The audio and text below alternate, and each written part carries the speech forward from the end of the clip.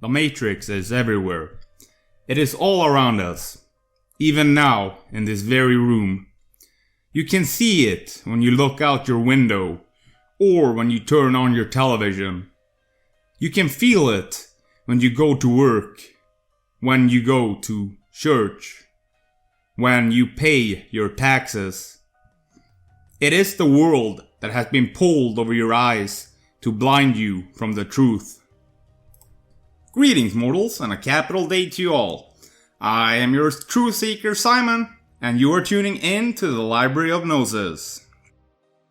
But what is this truth?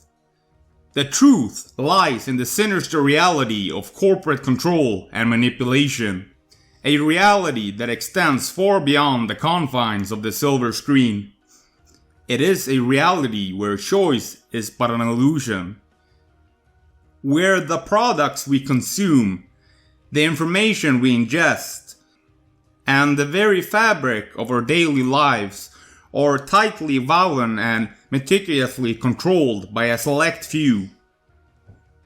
Just the richest 1% owns more than half of the world's wealth. In an age where variety seems endless and choices appear boundless, an unsettling reality lies beneath the surface of our consumption habits. A select few multinational conglomerates control the vast majority of products and services we use daily. Walking through the aisles of any supermarket or browsing online stores, consumers are bombarded with a plethora of brands and products, from cereals and beverages to personal care items and household cleaners. The diversity is seemingly impressive. However, a closer inspection reveals that many of these brands are owned by a handful of giant corporations. In today's globalized economy, the food and the beverage industry has become increasingly consolidated, resulting in a scenario where only 10 major companies produce the majority of the food and drink we consume daily. The 10 corporations dominating the food and beverage sector are Nestle, PepsiCo, Coca-Cola, Unilever, Danone, General Mills, Kellogg's, Mars, Associated British Food, and Mondelez. This creates an illusion of choice, where consumers believe they are selecting from a wide array of independent products, but in reality, their money funnels back to the same few corporate entities. These conglomerates extend their influence through a complex network of subsidiaries and acquisitions. Okay, 10 companies produce all the food we consume. That is pretty frightening, but the story doesn't end here. In reality, the ownership and control of these corporations are even more concentrated.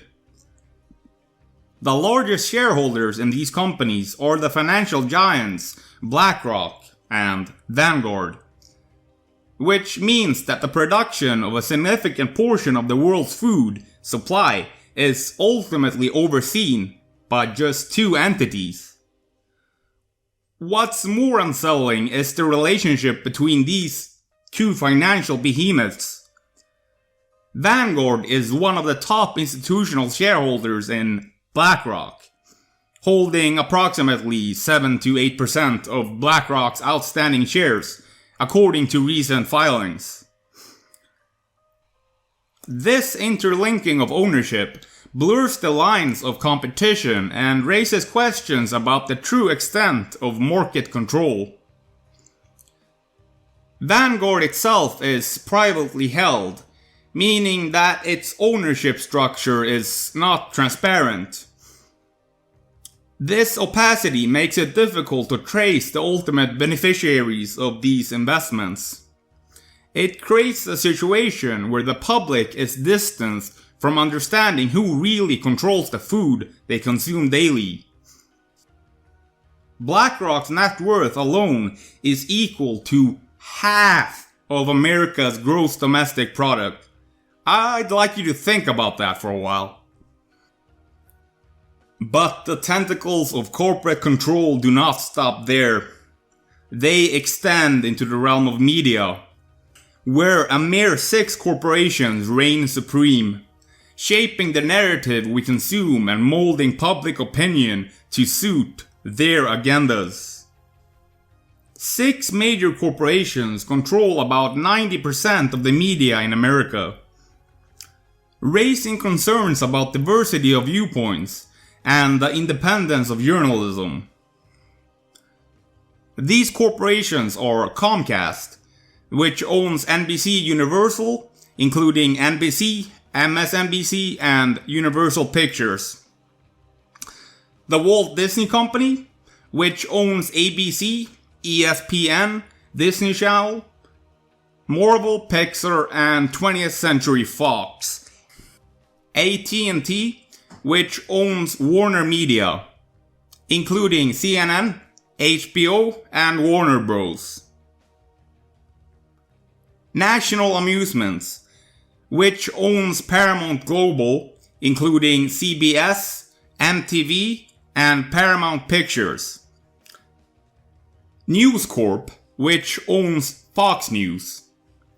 The Wall Street Journal and New York Post. And Sony, which owns Sony Pictures and Sony Music. The strategy of diversification and acquisition has enabled these corporations to establish monopolistic control over the market. By absorbing competitors and branching into different product lines, they can manipulate market prices, control supply chains, and maximize profits. This vertical and horizontal integration not only stifles competition, but also ensures that these companies maintain a tight grip on market power, leaving small businesses and independent voices grasping for air in their suffocating shadow.